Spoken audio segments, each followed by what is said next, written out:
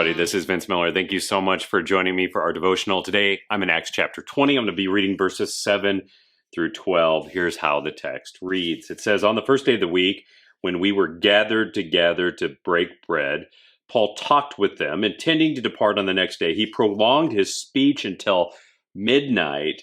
There were many lamps in the upper room where we were gathered, and a young man named Eutychus, sitting at the window, sank into a deep sleep as Paul talked still longer. And being overcome by sleep, he fell from the third-story window and was taken up dead. But when Paul went down and bent over him, taking him in his arms, he said, 'Do not be alarmed, for life is in him.' When Paul had gone up and had broken bread and eaten, he conversed with them a long while until daybreak, and so departed. And they took the youth away alive and were not a little comforted." So Paul and his 7 men were all in Troas at this point, and they're waiting to leave by ship.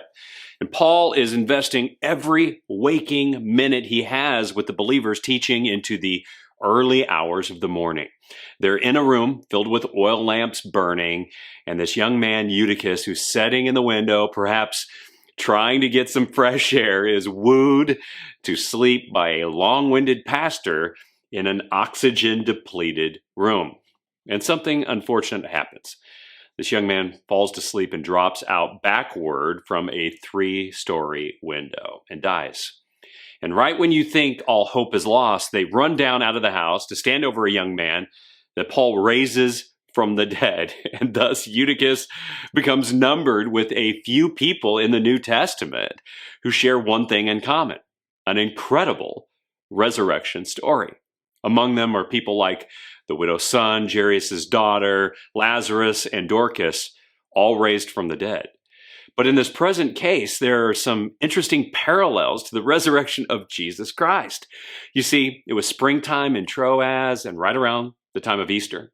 You may recall the note in the previous verses about Paul celebrating the Feast of Unleavened Bread, which means that the Passover had just ended, as did the remembrance of Jesus' resurrection.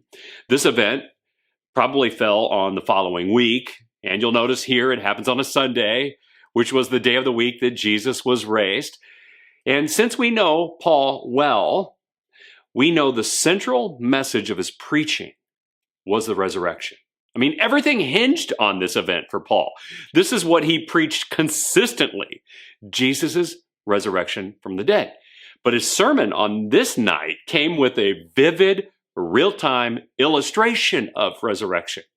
You know, I think we sometimes live the Christian life and forget that we believe that a man, Jesus, was raised from the dead. We live a very natural life sometimes, don't we? Just kind of going through the motions. One that is detached from, I would even say, resurrection experiences. Yet, it is this one event that gives us hope more than any other.